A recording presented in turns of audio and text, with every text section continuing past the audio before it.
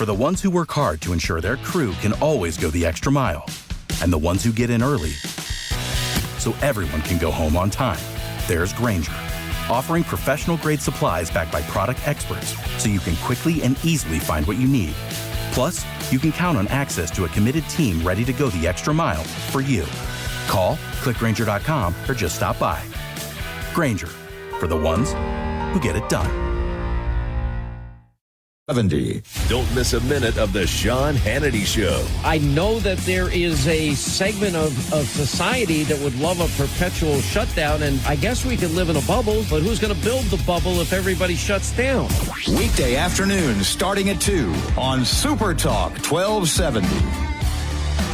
It's time for Talk of the Town on Super Talk 1270. Talk of the Town, brought to you by Big Boy, just get in line. It moves fast. Dakota Pharmacy and Dakota Natural Health Center. We're here to help you stay well. Trademark Realty, Peak Automotive and Service, and Silver Ranch. Good morning, my friends. I'm Steve Bach, and this is Talk of the Town on Super Talk 1270, the day before Thanksgiving, and quite the day that it is going to be. Of course, a lot of last minute. I really hope that you already have your turkey pulled out, purchased if you're cooking a turkey. A lot of people not cooking turkeys this year. 30-some% of people say, no, we're not doing a turkey this year. But hopefully the Butterball hotline is available if you need to call them. But if you haven't started thawing your turkey yet, you might be in a little bit of trouble. Tom Briggle joining us for the Bismarck Bobcats because it's hockey night tonight. So maybe you forego the cooking tomorrow. You don't want to go to a hockey game tonight, right? You can have a hot dog, bring a couple extra home. That would work for you, right, Tom? Yeah, absolutely. It's going to be, it's Minot. We've been kind of doing this every year. And you got company in town, that's kind of the idea. If you got company in town, a lot of people are at town, but we've only got a couple hundred seats left. It's going to be a full barn again, and always a good time on this Thanksgiving Eve for sure. Kind of turning into a Thanksgiving weekend tradition, a little hockey game, because, of course, you got all the family and friends that are in town. Go to a hockey game Wednesday night, watch the Bobcats, in this case, beat Minot, because it's Minot, and we always have to beat Minot. And then you get up in the morning, go to Turkey Trot to help out the Cystic Fibrosis Foundation. Then you settle in for the rest of the weekend and eat too much on Thursday, eat too much on Friday, Saturday, Sunday, watch football. And actually, this year, football's all over the place. But there's NHL games as well. And if you're a big Bobcat fan, one of the opportunities you would have is possibly watching some NHL players that are up with the big teams. Yeah, well, absolutely. So our guy in the Avs, he's actually been in and out of the lineup a little bit. But it sure was fun to watch Malinsky play, without a doubt. And I know his folks were out there and just terrific. So he's gonna, he's on the cusp. He's probably working himself in and out of the lineup.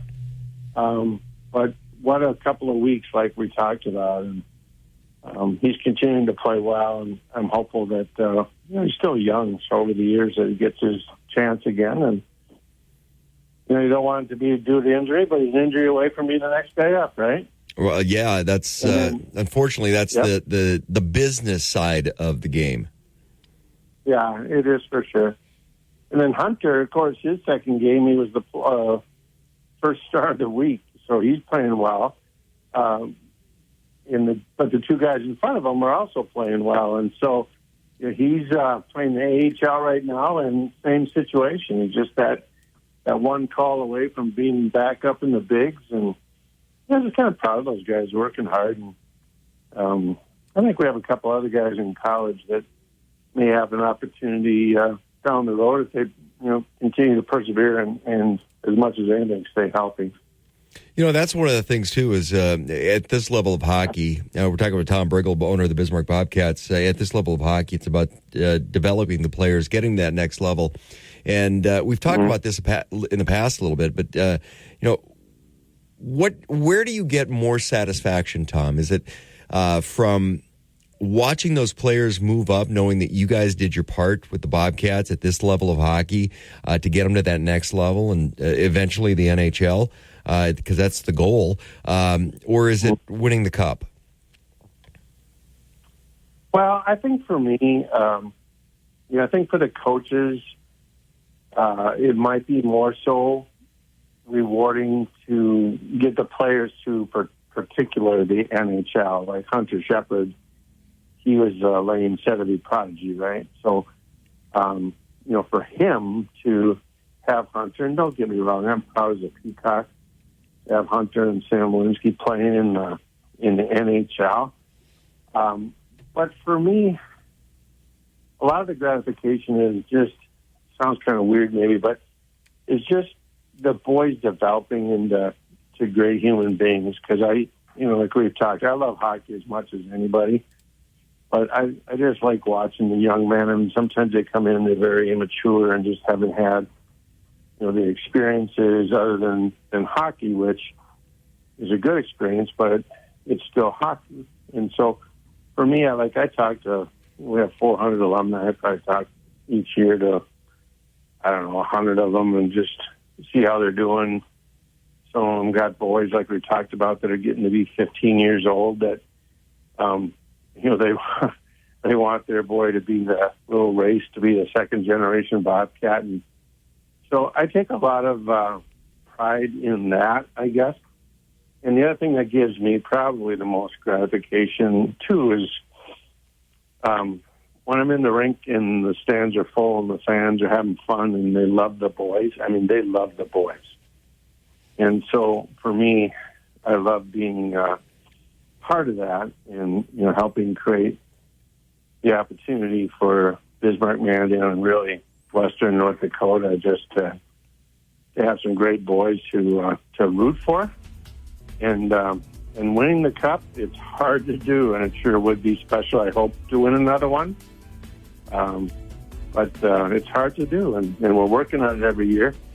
The unfortunate thing is all the other darn teams are too. It's funny how that happens. Funny how that works out. We're talking with Tom Bringle. But I just, I just like watching the boys grow, honestly, and I love watching the fans love the boys. So those are the two things for me personally. We're talking with Tom Bringle, Bismarck Bobcats owner. When we come back, I want to talk about the other side of that, too, because you got to remember where these boys are in their personal development. And a big piece of that is not only the coaching staff, not only the organization, but it's also the Billet families.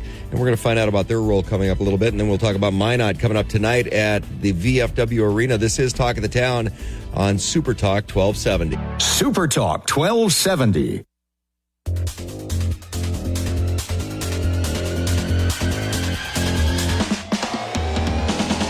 Welcome back to Talk of the Town on Super Talk 1270. You're tuned to Talk of the Town on Super Talk 1270 on this festive Wednesday. Does anybody else not want to be at work right now?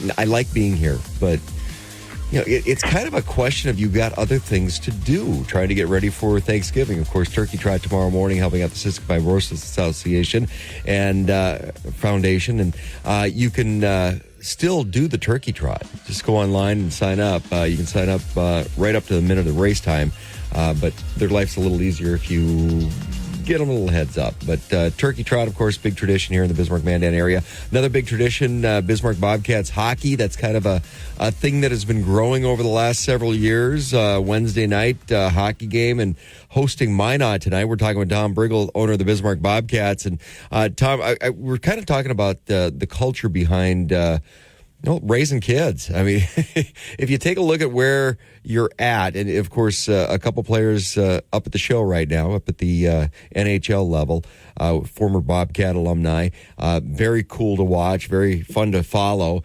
But we were talking a little bit about how it's about getting the kids to the next level in the developmental side of Bismarck Bobcat hockey, and what this league is trying to do, get them to D1 scholarships, and then, of course, hopefully to the NHL.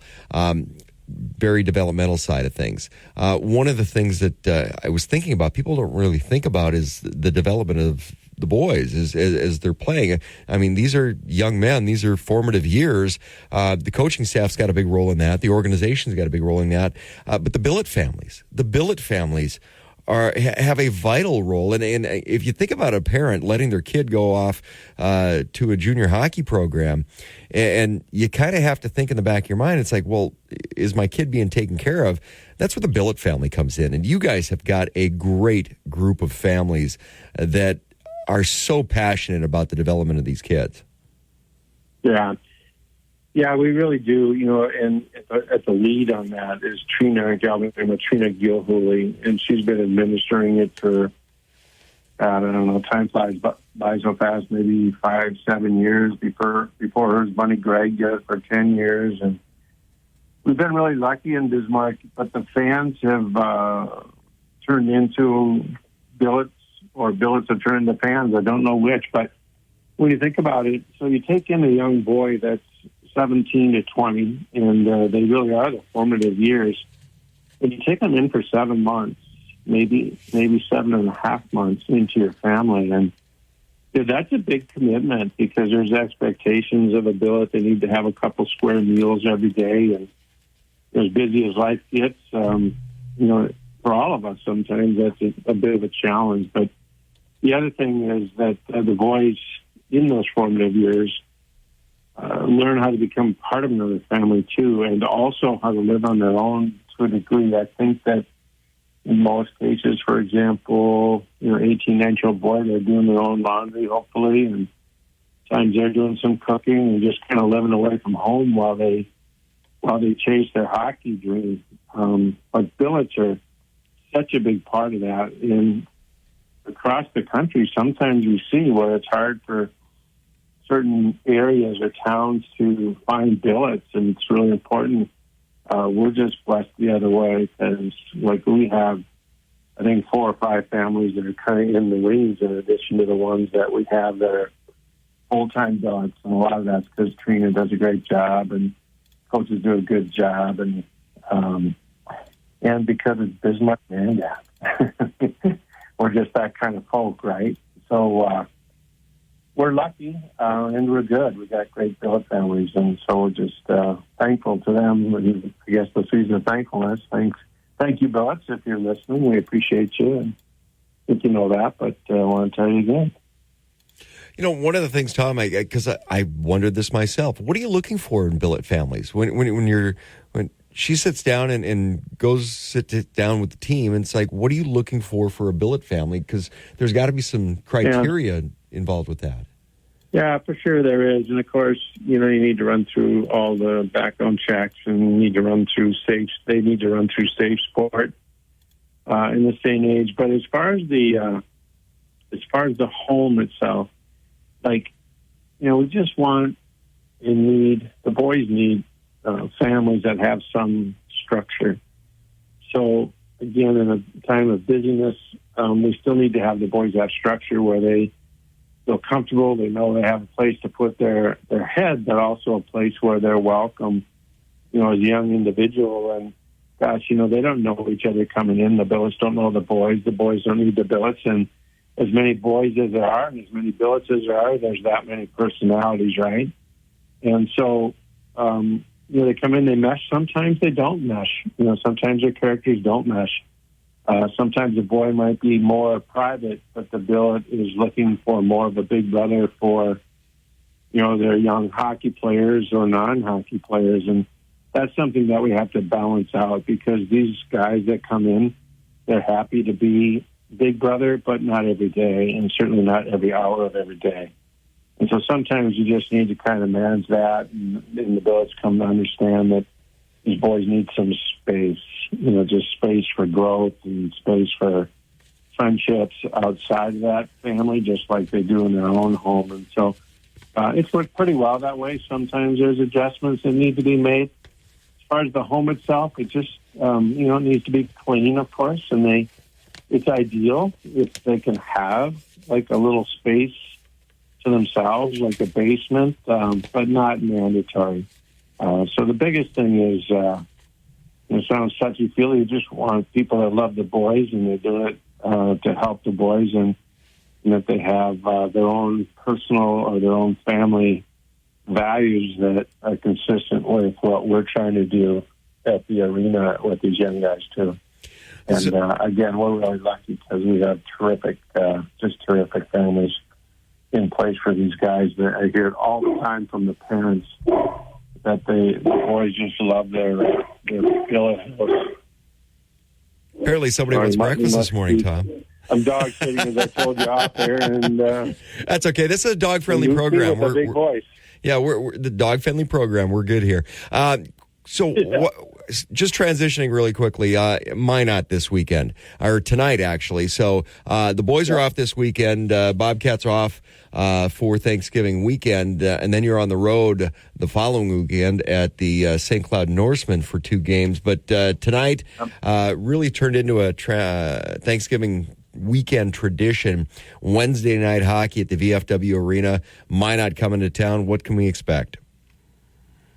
Well, first you can expect, if you're one of the first 500, to get a great beanie from Comfort Zone Heating and Air. There's 500 free Bobcat beanies that are being given out, so expect that first and be one of the first 500, and have a cold beer while you do it. In terms of the hockey, Minot, those stinkers, they're playing pretty well right now, so it'd be nice to kind of bring them back to reality. I think they're like 11-3 or something like that, and they're playing really well right now. So the Bobcats have been a little inconsistent, a little up and down. They'll play good one night, and the next night not so well. So the boys, our boys, it's a good challenge for them to go up against Minot. We've played them once this year, and actually, we smoked them.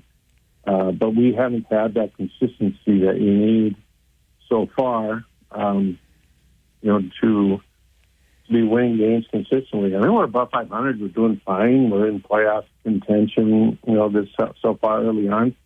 But we want to be better. So nothing's more fun than playing against Minot. There'll be a bunch of Minot geeky fans in the stands, and it'll be fun to take them down if we can. That's the one nice thing about the rivalry with Minot and Bismarck. Both fan bases travel. So as much as we poke fun at always wanting to beat Minot or them vice versa, the rivalry from a fan base perspective, you couldn't ask for a better situation. No, the proximity is great, and particularly this year with the weather being so nice. It's 100 miles, as everybody in Bismarck and Mandan know. It's 100 miles to Minot and 100 miles the other way. So they do travel well. We travel as well or better. There's a lot of Bobcat fans that scoot up to Minot for games, and you can see them all over in the stands with their cowbells, and it's terrific fun. So the rivalry, starts with word hockey, right, and Little League Baseball, like we've talked over the years. Like, why would you like Minot? Like, give me one good reason, and I can't think of any since 1976 when I would have cared. We didn't like them now. I don't know why the hell we'd like them now. And so the rivalry's great. The boys, they get after each other, and as they should. It's it's competition, and it's sports, and particularly it's hockey. So they'll be after each other, and there'll be some chirping going on. And off the ice, it's fine, but on the ice, we're competing hard, and it's Minot, and who cares? And as always, of course, BismarckBobcats.com. If you haven't done so, download the app. The Bismarck Bobcats app is absolutely phenomenal as well. So, Tom Briggle, a few tickets left. So if you've got family and friends coming to town, make sure you scoop up those tickets. Great night of hockey as Minot is coming to town to take on our Bismarck Bobcats. 7:15, they drop the puck. Of course, you can catch all the action right here on your home of the Bobcats, Super Talk 1270. Tom, you have a happy Thanksgiving, my friend. Yeah, happy Thanksgiving to you and to all in Bismarck, Mandan, and North Dakota that are listening. Day. When we come back, we're going to talk with the National Weather Service, find out about your holiday travel for Thanksgiving weekend, and some snow in the forecast. We'll find out about that coming up next. This is Talk of the Town on Super Talk 1270. Talk of the Without the ones like you, who work tirelessly to keep things running, everything would suddenly stop. Hospitals, factories, schools, and power plants, they all depend on you. No matter the weather, emergency, or time of day, you're the ones who get it done. At Grainger, we're here for you with professional-grade industrial supplies. Count on real-time product availability and fast delivery. Call, clickgrainger.com, or just stop by. Grainger, for the ones who get it done. Steve Bakken, weekday mornings starting at 9 on Super Talk 1270 and the free Super Talk 1270 mobile app. Talk of the Town, brought to you by Big Boy, just get in line. It moves fast. Dakota Pharmacy and Dakota Natural Health Center. We're here to help you stay well. Trademark Realty, Peak Automotive and Service, and Silver Ranch. Welcome back to Talk of the Town on Super Talk 1270. You're tuned to Talk of the Town on Super Talk 1270. I'm Steve Bakken, and if you're doing any traveling over this Thanksgiving weekend, of course, one thing we always do in North Dakota is what's the weather going to do? And joining us from the National Weather Service, Jeff Shield. Good morning, Jeff. Hey, good morning, Steve. How you doing? I am good, and with a little trepidation, just remembering what we had last year, we're getting a little spoiled with this weather, and at some point, I got a feeling it's going to come back and bite us. But in the meantime, enjoy it, especially if you're traveling this Thanksgiving weekend. Weather looks pretty good, doesn't it? Yeah, it doesn't look too bad. And, yeah, you think about last year where we looked around and all you saw was white. Yeah, this year it doesn't look too bad. Today actually is where we're seeing a pretty significant change occurring. We have a cold front that's dropping through the area. Right now, that cold front, I'd say it's about right along that Highway 200 corridor, and it's dropping south. And there's plenty of cool air pulling in behind it. If you're up, get up by that Crosby area, they've already dipped into the upper 20s. But that'll continue on its way. But with that, see a little breeze possibly. A few flakes of snow. There's a slight chance of a little bit of snow over in the western part of the state, but nothing that'll be impactful at all at this point. But what we will see is much cooler temperatures, though, as we get into tomorrow for Thanksgiving. Highs across the area, mainly in the 20s. For Bismarck, looks like high right around the mid-20s for us, but a quiet day. That's the nice part about it. Nothing that should impact travel. We start warming up as we go through the weekend, but very gradually, maybe upper 20s by Friday, mid-30s possibly by Saturday. But one thing we have to consider for this time of year, actually our average high for today for Bismarck, 38. So, we're clicking down by this weekend, mid-30s will be average. So actually a pretty average day. We get a little clipper system that comes through Saturday night into Sunday. May see a few flakes of snow with it. Looking doubtful at this point, but would not be surprised to see a few flakes. But with that said, it literally only a few flakes. It looks like nothing that will impact travel at this point. Winds will be a little gusty, though, become a northwest wind, a little on the gusty side. As we get into early next week, then, highs hanging right around the 30s. Maybe a little system passing through here and there, kicking up a little bit of a breeze and maybe a couple flakes. But honestly, there's nothing on the horizon right now that looks to have a large impact. And we get out into the outlook period, 8 to 14 day, and the trends actually looks like temperatures leaning through that period, heading towards above average and pretty dry in that period. There may be something that rolls on through, but overall in that 8 to 14 looks warmer and drier. You mentioned the clipper system. Really, one of the things we're concerned about, of course, wind. Going to get a little breezy on Saturday into Sunday? Well, it looks like more when we get into Saturday night and Sunday, northwest wind. At this point, it looks like that, right around that 15 to 25 miles per hour. We'll have to keep an eye on that, see if that changes. But that looks like the main impact. Okay, so if you're traveling a little bit of a distance, say further south into Wyoming, into South Dakota, you could run into some snow. There is there are chances for snow, especially you go west and south of us into Montana, over the Rockies. Right now, they have winter weather advisories out for from some lighter snow in that area, higher in the higher elevations. But the area of main concern is, especially if you plan on traveling to Wyoming, down, let's say, into western Nebraska and Nebraska Panhandle, and areas. South Dakota, it would be very far southwest South Dakota, actually south of the Black Hills, just a couple counties over into there. They do have winter storm watches out, and that is for tomorrow into Friday. It looks like heavier snow will be possible, 6 inches or greater in that area, plus windy conditions. So if you have any travel plans in Wyoming down into western Nebraska, keep aware of the weather in that region. Otherwise, pretty quiet for any area that's within driving distance of us. Good news if you're heading down to Terry Peak doing a little skiing, though. So that could be good news as well. I mentioned at some point, winter's got to show up again, right? Because we had a little bout of it, and then it went away. And long-term forecast, what does that long range look like right now?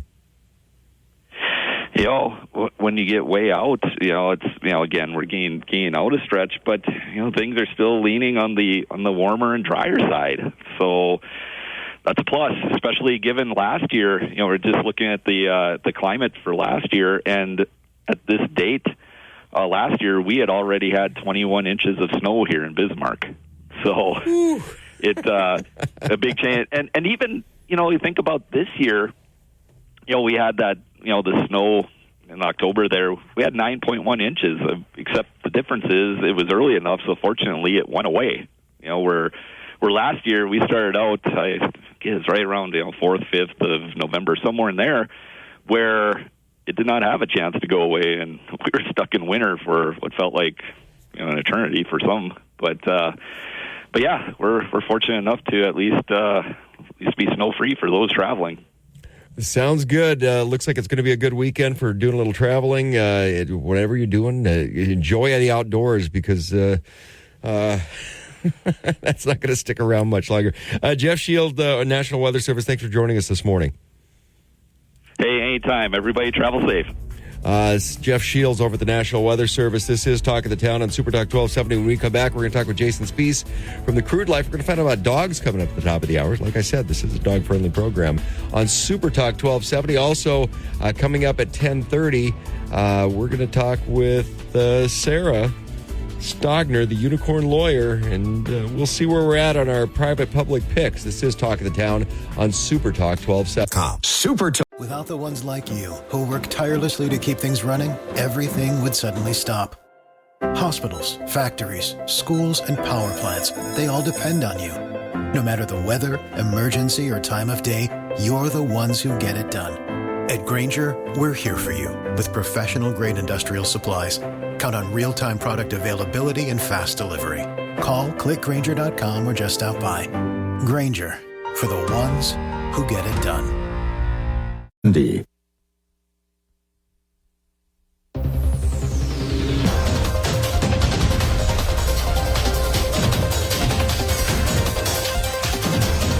Welcome back to Talk of the Town on Super Talk 1270.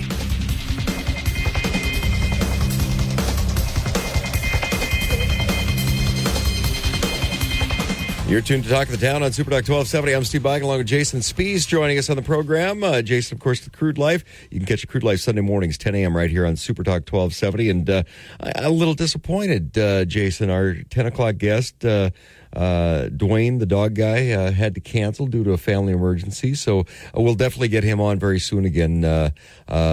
Always some interesting stuff when you start talking dogs. And you, of course, a big dog lover. Me, a big dog lover. I had Tom. What was that dog expert we had on about 3-4 months ago that you Cooper. know through your dog show circuit? Daryl Cooper. Daryl Cooper. You know what? We should do an entire show, or at least an hour. And whether it's, a Friday or a Wednesday, but let's devote an entire program to dogs and pets and the holidays. And we can bring Dwayne Ferris pipeline sniffing dog on. He can talk about working dogs and different types of dogs and how he goes through the holidays with his different 47 dogs he's got to train and et cetera. And then Cooper, what does, Cooper do from an instructor standpoint? And what are some good tips that maybe we should know through the holidays? Steve, from the rawhide tips to the pumpkin tips to whatever it might be for the holidays. I don't know, loud noises.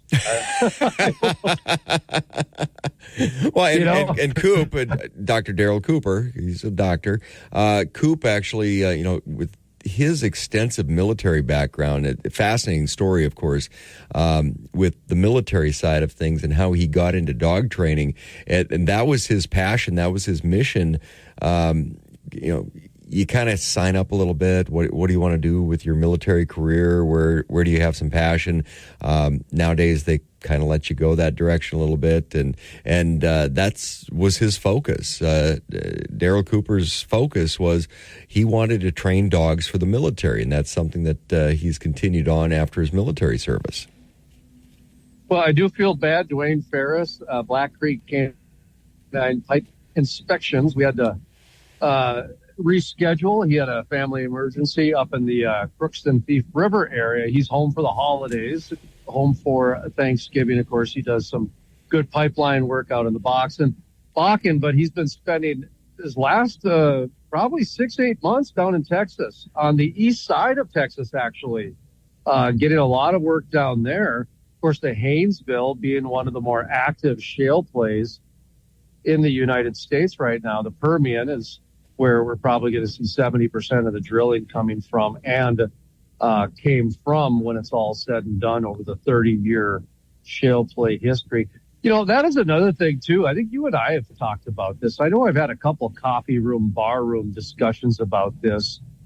The copper age, the bronze age, really we've had the oil age, and the shale age has been a little bit of a subchapter of the bigger oil age there, Steve. And it's almost like we're being forced out of it into I don't know if they're going to call it a renewable age or a green age or what they're going to refer to it when it's all said and done. Maybe a totalitarian age, Steve. Who knows with the way some of these op-eds are popping up online with these renewable energy. Hey, that's not too far away. I've seen more social media videos pop up in the last 48 hours because of car rentals now, where people are going to different airports and renting cars for the holidays.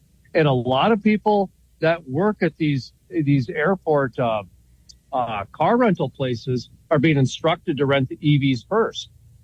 And I don't, half of these videos, if you cleaned up the swear words, they'd only be 2 seconds long. But these, 3-minute videos about the expletives, about 50-minute charge waits and 3-hour charge waits, and don't ever rent an EV if you have a holiday. Have you seen these, Steve? They're popping up left and right. I have. And Marlo Anderson and I, Marlo, of course, our tech guru with the Tech Ranch we do every Saturday here.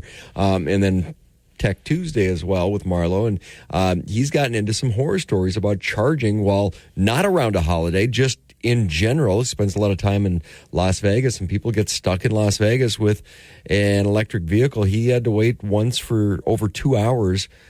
Finally just turned the car in, and it's like, I need a different car. And they gave him another EV, but at least that one was charged. He's missed meetings. The charging situation, it comes back to the infrastructure. A lot of this, and no matter how you feel about electric vehicles, they're cool. I like driving them. The performance is amazing. It's maybe a little more than a novelty, but I'll still call it a novelty. But the practicality side of it, there's some serious issues. And a lot of it comes back to the infrastructure, getting, again, like I say, a political agenda gets shoved down your throat for the sake of a political agenda rather than does it really make sense. And well, listen, there's some push has been. There's a pushback, though. But there's pushback right now. So when it's kind of the old adage, and you and I have been in the marketing side of things long enough, you get one chance to make a first impression, right?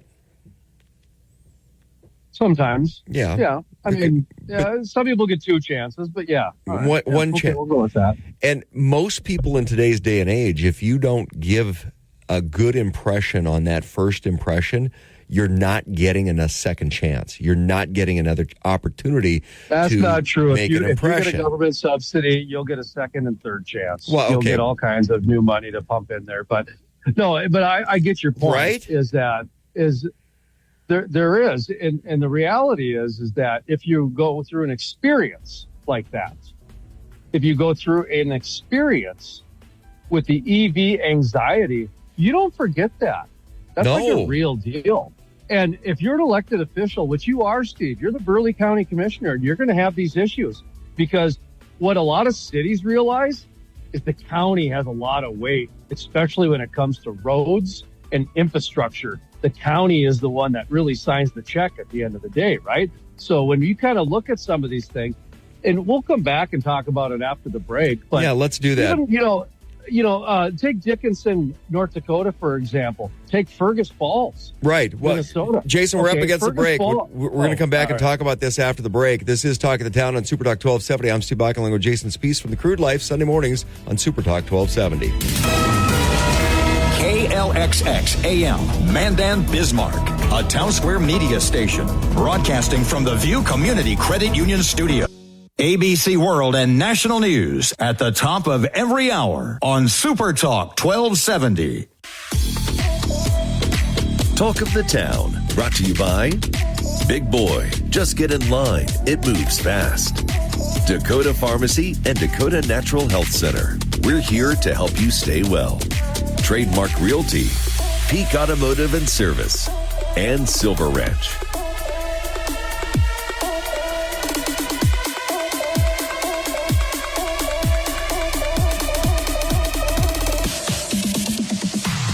You're tuned to Talk of the Town on Super Talk 1270. I'm Steve Bach along with Jason Spiess from the Crude Life. You can catch Crude Life Sunday mornings, 10 a.m. right here on Super Talk 1270. And Jason, we're having a little discussion about some things. And I look at it from the marketing side of stuff. And you kind of take a little bit different take on that as we were heading into the break. Yeah, I was just, Dickinson has a new... kind of new. I mean, it's a couple of years old now, but it's a charge station. And so does Fergus Falls, I noticed, has one brand new within the last probably month or two. Right off the interstate, there's a Perkins on the first, off-ramp. Next to there's a Walmart on one side of the highway, the interstate. And then on the other side, there's a Perkins and some other Taco Bell and that sort of thing.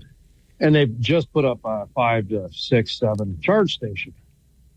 Well, before then, I don't know how many charge stations Dickinson had, for example, but I do know Fergus Falls only had one, maybe two, depending on who you ask. And the one was at the Radisson. And then on the other end of town, there was another one, and that was it for everybody who drove in from Minneapolis. Couple miles, a couple hours away. And so what ended up happening was we would hear a lot of horror stories about Lakes area electric vehicle travel because 20,000 new people would come to, a handful of lakes around the Fergus Falls area right by the interstate. And they would have nowhere to charge these things. Pretty soon, they would spend half of a day trying to juggle how the heck they were going to get home, Steve. That was, that's not enjoyable at all for people on a holiday, is it? Trying to figure out how they're going to get home. That's anxiety. Well, and I'll give you a little insight too. So you mentioned the growth of the charging stations in Fergus Falls. So when I was mayor, I was privy to a plan to connect, and this was a tourism side of things, because there's actually a pretty large market for ecotourism, they call it. So the electric charged vehicle people go out and travel. They like to drive their vehicles, which they're cool, they're fun, they're a niche. Novelty, I'll call them a novelty. They like to drive those. And there was a big push to get connectivity from Minneapolis to, guess where? Fargo. No. What's North Dakota's number one tourism destination? Oh, Medora. Medora. So they were trying to lay out the plan it was a private company at the time. They were trying to lay out the plan to connect the dots between Minneapolis and Medora. So if you go to Fergus Falls, there's a charging cluster of charging stations in Moorhead, Minnesota. North Dakota really didn't get where it was going. Now, when I was mayor, we had tapped into the Volkswagen diesel lawsuit and had received some funds out of that. It was something I was following actually before I was mayor.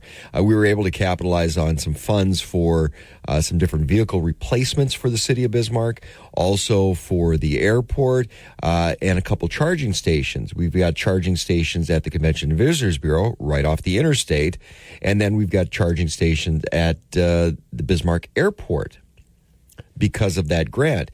That was all part of the how do you connect the dots between Minneapolis and Medora for ecotourism. There was also a push to try to figure out how to get that tourism piece, that leg from Medora down to the Black Hills and then back on I-90.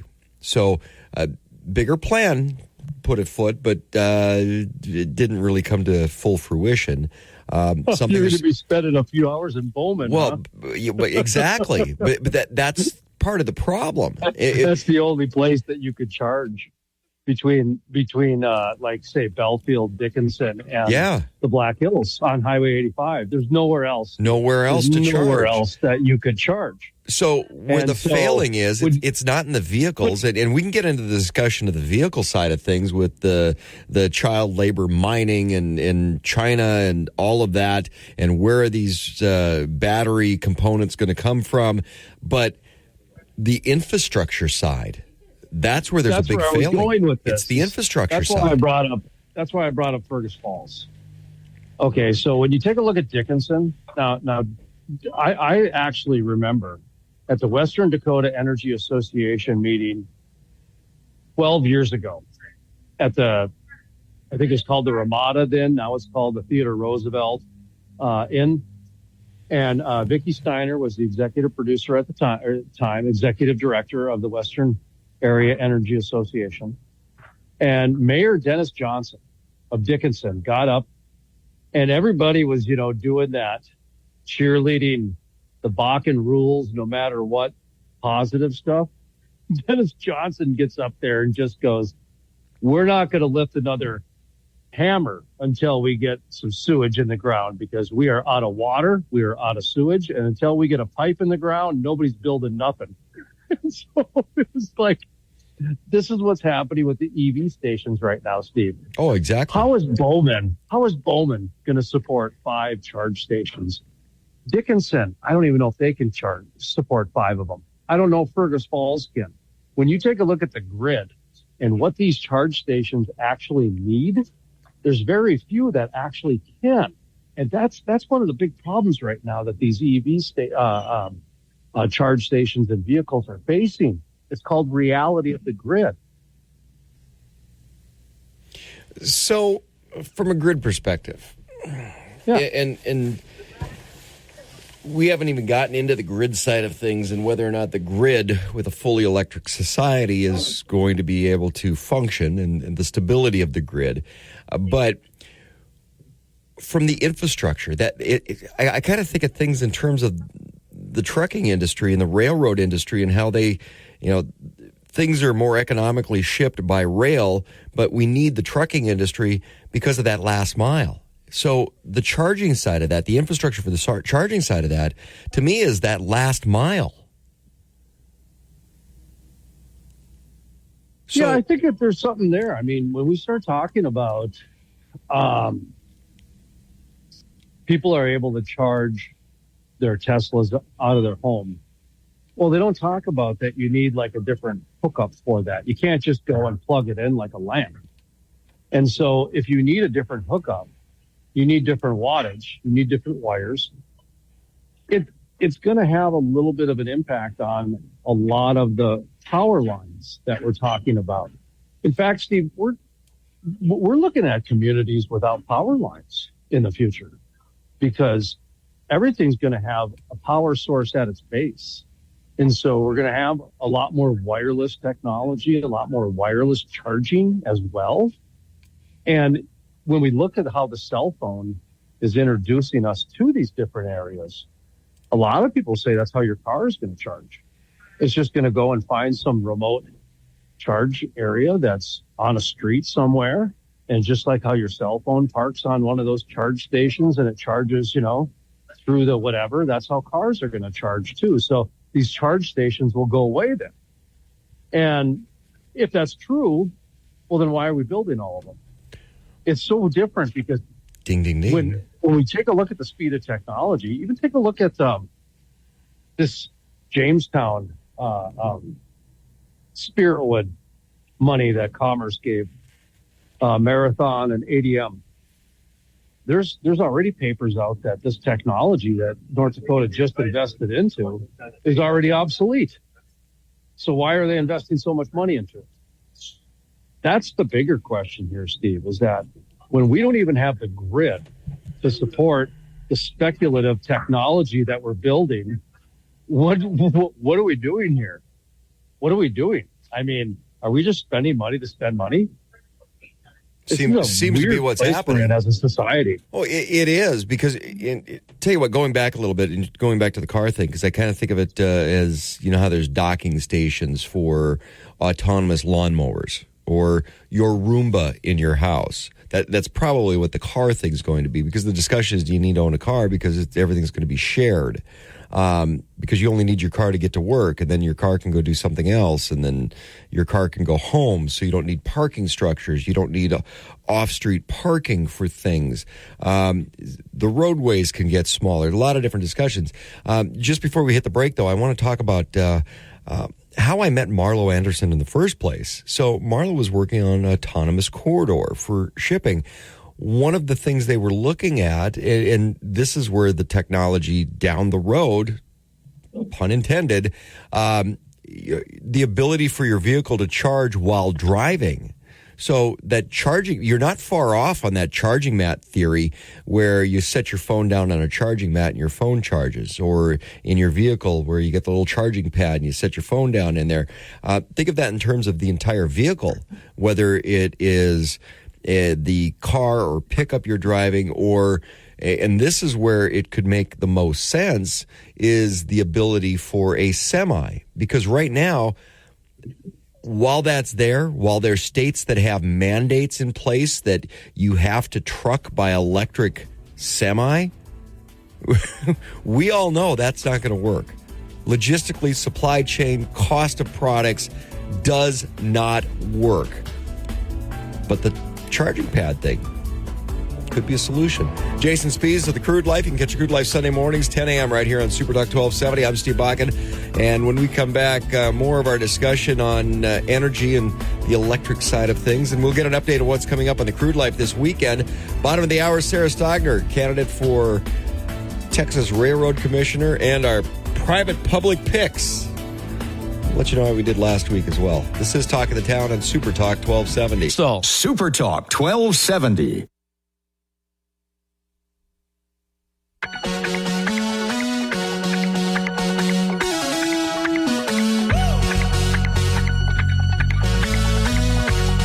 Welcome back to Talk of the Town on Super Talk 1270.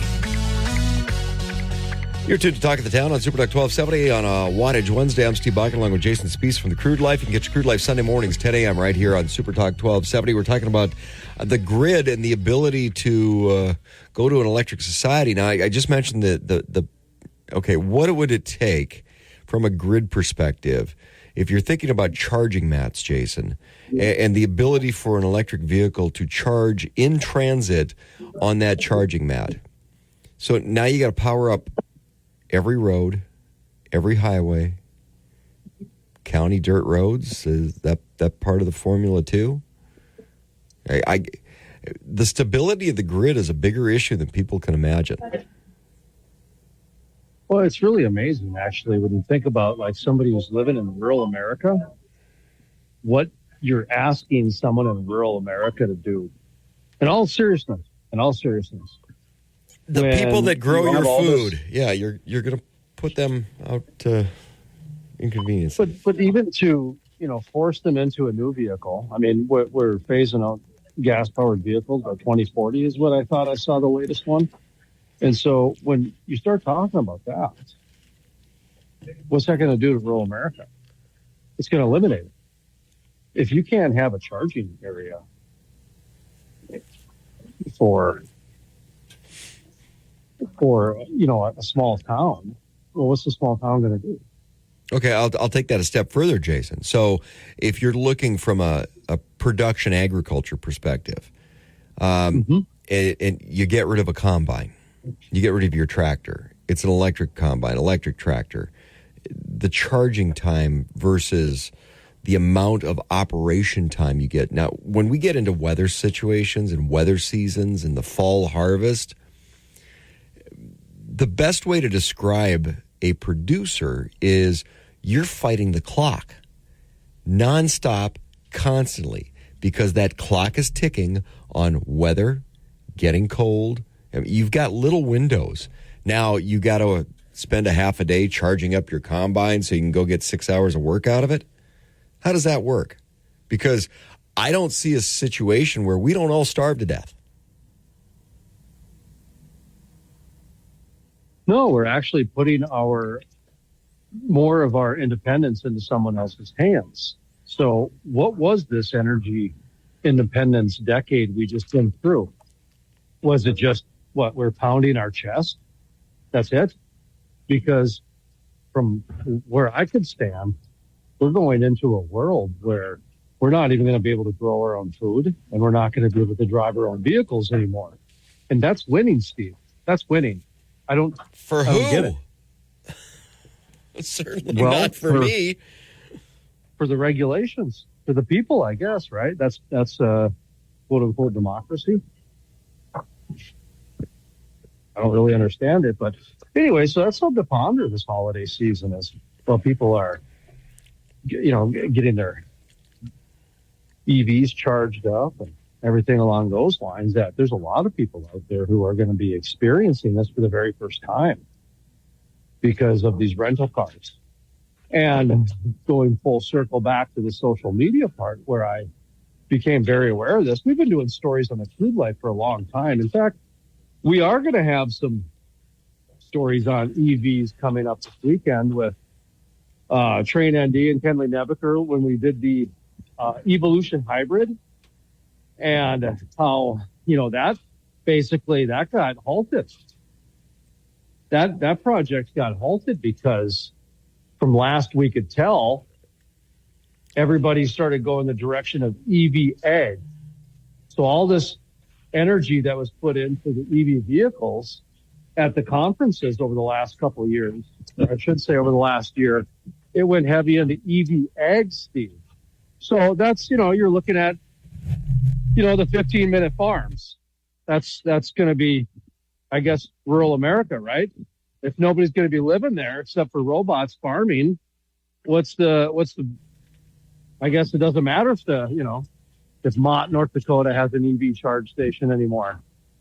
It'll probably just be for hunters, not for people living there. Just to go full circle, when you're sitting down to have your meal this Thanksgiving, be thankful of where that food comes from. Be thankful of that farmer or the rancher that provides that meal at your table. Is that the situation going forward? Is that where we're going to be in 10, 20 years, is the ability to go, what, thank you. I'm thankful for this meal and where it came from. With the political agenda that's currently in place, I don't see the space for the family farmer anymore and the family rancher. And like you said, going back to rural America, what does rural America look like in a political agenda's future. That kind of scares the hell out of me. But we're supposed to be festive on this Thanksgiving weekend. Jason Spees, The Crude Life, coming up this weekend, 10 o'clock right here on Super Talk 1270.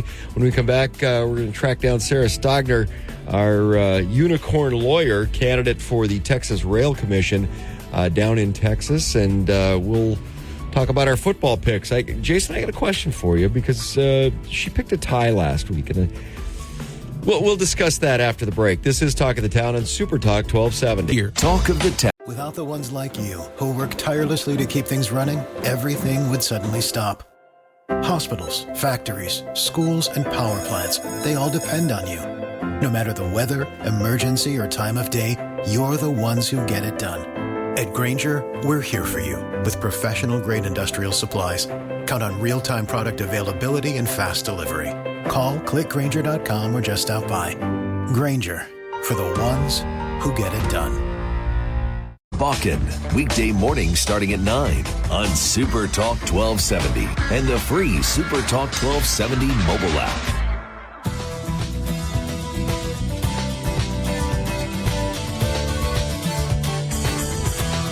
Talk of the Town, brought to you by Big Boy, just get in line, it moves fast. Dakota Pharmacy and Dakota Natural Health Center, we're here to help you stay well. Trademark Realty, Peak Automotive and Service, and Silver Ranch. Welcome back to Talk of the Town on Super Talk 1270. You're tuned to Talk of the Town on Super Talk 1270. I'm Steve Bakken along with Jason Spees from The Crude Life. You can get your Crude Life Sunday mornings, 10 a.m. right here at Super Talk 1270. Still waiting on Sarah Stogner, the unicorn lawyer from Texas, Texas Railroad Commission candidate. Jason, what's coming up this weekend? You know, actually, we have Bill Birch, who's the Democratic nominee. Well, he's not the nominee. He's, they have a primary coming up in March. But he's the only Democrat to announce his nomination. So far we have Sarah Stogner, who's running under the Texas Railroad Commission as a Libertarian. We have Bill Birch now as a Democrat. And then, of course, Christy Craddock is the incumbent. She's rumored to run as well. And a lot of people wonder, why are we talking about the Texas Railroad Commission race, and why do we have that happening here on Bismarck Radio? Well, two reasons, actually. Number one, we're extending our boundaries beyond North Dakota. We're giving a local flavor of how something is working, which is very similar to the way North Dakota works. But Sarah Stogner is one of the top social media people in the entire energy industry. So having her on a regular basis helps Steve and I extend our message, Town Square Media's message, the oil and gas and energy beyond just this radio program. And number two is because there are a lot of similarities.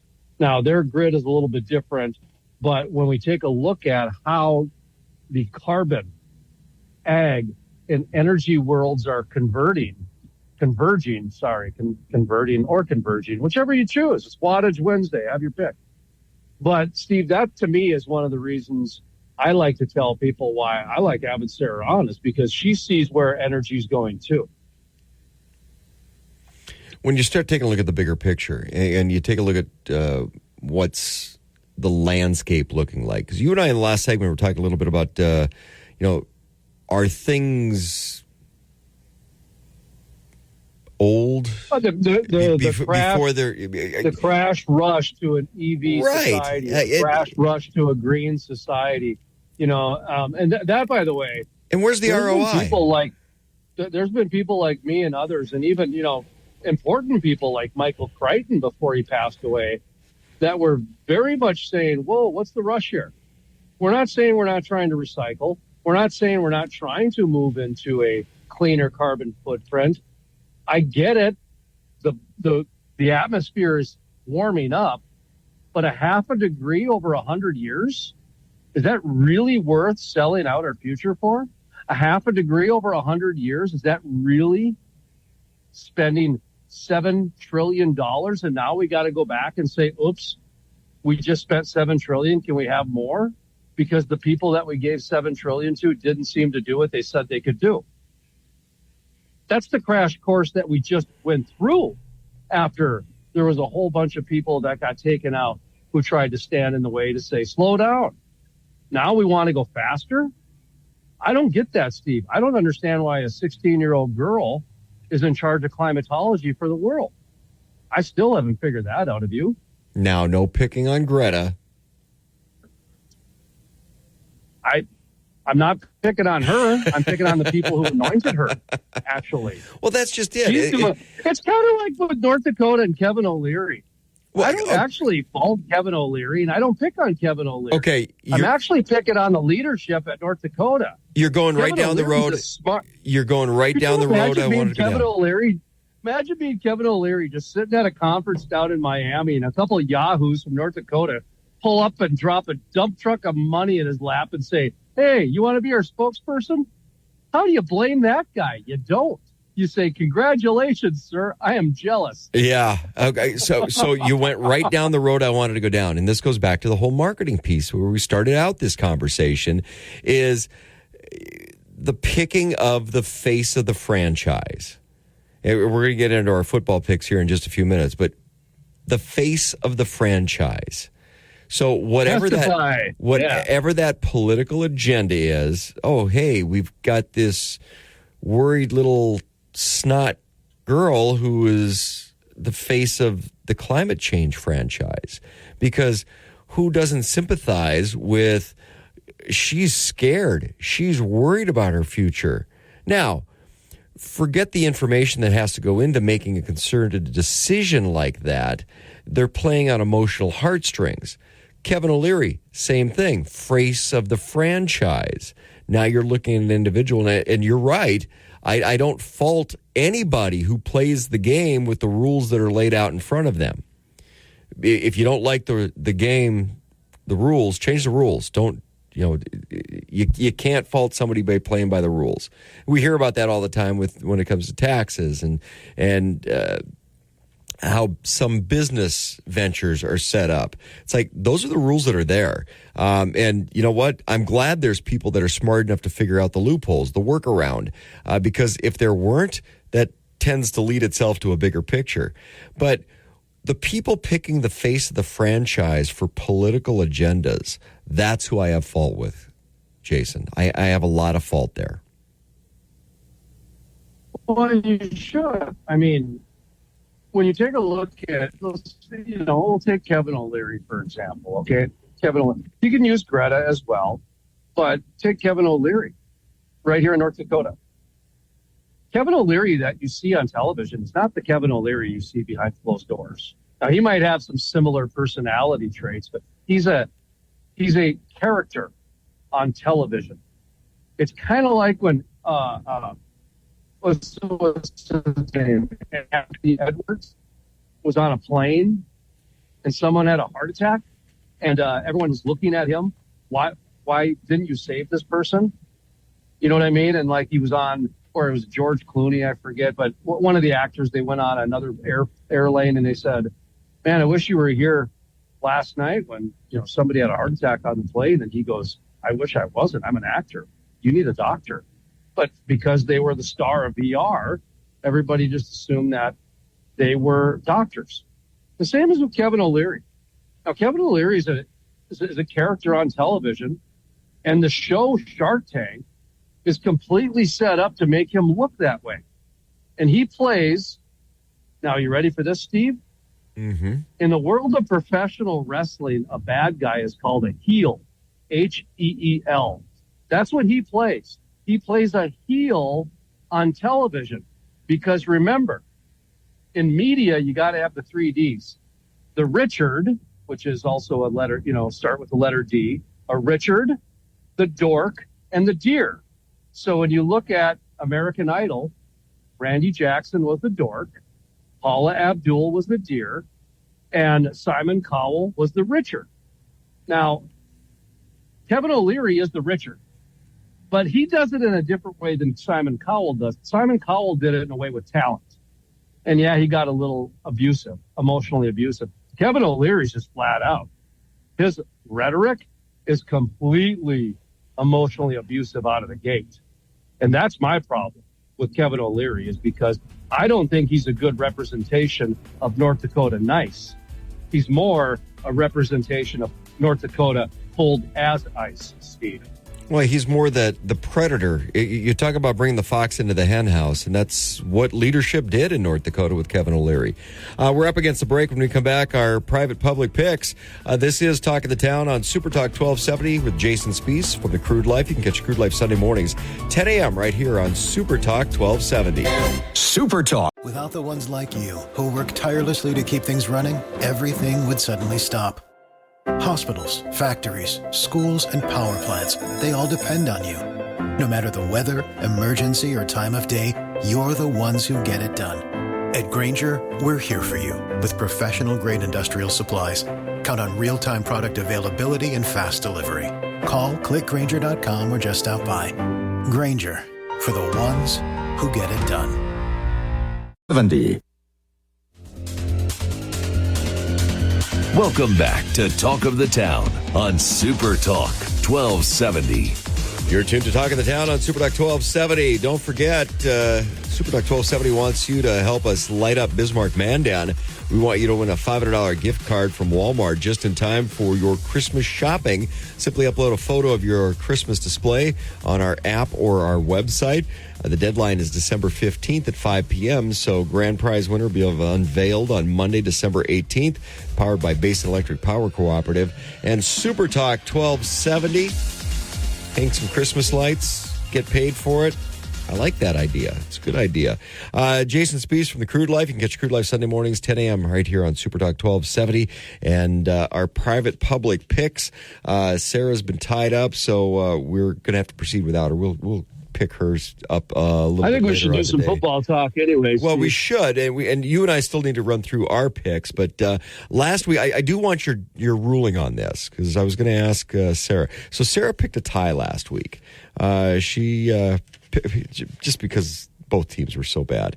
The New York Giants and the Washington Commanders. She said they'll tie, whether or not they even score. But the Giants won that game. So do we want to put her down in the books as is it a loss, or should we give her the benefit of the doubt? I think we give her the benefit of the doubt on that. But I've picked a tie in the past, so I mean there's some precedents, and I didn't get any special treatments. All right, fine. We'll leave it the way it is. So Sarah actually went 8-9 then. So it was 8-8 without the tie. Okay. You and I both tied with 9-5 records last week. You went on the limb for a couple of games that pulling that rabbit out of your hat, Jason. But I was thinking, it's interesting because we have we've got the traditional games, correct? We've got we have Detroit and Green Bay. No, I'm sorry, Detroit and Dallas. Yeah, the two teams that always play on Thanksgiving. And by the way, a little Cliff Clavin history here, folks. Nobody wanted to be that Thanksgiving team. I think Dallas was Dallas or Detroit. I forget which one. I think it was Dallas that stepped up to the plate for one of the two. Stepped up, just kind of, like they were the last one to raise their hand first, if that makes sense. And it kind of fell into it, and the ratings were just phenomenal because back then people thought, who is going to watch a football game on Thanksgiving? Because remember, Steve, a lot of people would associate Thanksgiving with a Christian holiday, and it's not. It's a government holiday. It's a bank holiday. It's not, it's a way of American holiday, and so it's not so much a Christian holiday, but because it's family, people would associate day of rest and all these different things. And the NFL hadn't taken out the Catholic Church at this point yet, like they have on Sundays now. And so you've got 3 games now on Thanksgiving. Think about that. In the same way Black Friday did their creep, now you've got 3 NFL games on Thursday. You have a Black Friday game this year, Steve. The NFL creep back. I think it's on like Amazon Prime too, or one of these Prime Video streaming only stations. Yeah, Prime Video. So now you've even got a Black Friday game. Are you ready for this idea, Steve? I think they should just go ahead and give us a Saturday game too and market it with Small Business Saturday and call it Small Market Saturday. Think about what you do for those teams. Now, what has happened to Detroit and to Dallas? Even when Dallas was 1-15 and Detroit, was Detroit for the last 20 years, they at least had national attention, right? Yeah. Even as the stinker of the league, nobody cared that Dallas was 1-15 because it was Thanksgiving and it was a tradition, that type of thing. Imagine the small market Saturday tradition where teams like Jacksonville and Indianapolis and what would be another small market team? Kansas City, Buffalo, maybe. Buffalo, Kansas City, Green Bay. Yeah, Green Bay, great one, Green Bay. So you define it right as these are basically the 8 teams that you would see. I don't know, maybe there's more than that. You'd have to define the market as small, but how cool would that be to have like 2 small market teams have 100% of that audience on a day like Small Business Saturday, which I guess would, arguably you would compete with college football, but I don't think the NFL really cares about that so much anymore. I don't think the NFL is afraid of anybody anymore. No, I think they're so focused on the global growth now that you and I were having this discussion very quickly as we kind of got on the air, which is you and I are on the same page where I think the NFL is trying to get to a global league that has games every day of the week like basketball and baseball. So take a look at the CFL that just ended. So they just had their Grey Cup and upset winners. Montreal Alouettes beat the Winnipeg Blue Bombers. Don't ask me why I know that. But that was the Grey Cup. Now, Canadian football, there's games whenever. They have a rotating schedule. So if you take a look at what the NFL potentially could be going, and I think they are going this way, is you could have a game every day. You could have a game every day of the week, and it's going to be on some sort of a pay platform, whether you call it pay-per-view or not. But if you take a look at cable, streaming services, somebody's writing a big check to carry that programming. Now, whether or not people tune in for the game is irrelevant. But if you're going to drop $1 billion, if you're Amazon Prime, to carry that programming, NFL got paid. Owners got paid. Oh, everything else for your local fan base, that's gravy at that point. Jason, we're up against the clock. You, my friend, have a happy Thanksgiving. You too, sir. Love you, brother. Take care. And this is Talk of the Town on Super Talk 1270. Pre-recorded show coming up on Friday. Y'all be safe. We'll see you at Turkey Trot tomorrow. KLXX AM, Mandan, Bismarck, a Town Square media station, broadcasting from the View Community Credit Union Studio. Without the ones like you, who work tirelessly to keep things running, everything would suddenly stop. Hospitals, factories, schools, and power plants, they all depend on you. No matter the weather, emergency, or time of day, you're the ones who get it done. At Grainger, we're here for you with professional-grade industrial supplies. Count on real-time product availability and fast delivery. Call, click Grainger.com, or just stop by. Grainger, for the ones who get it done.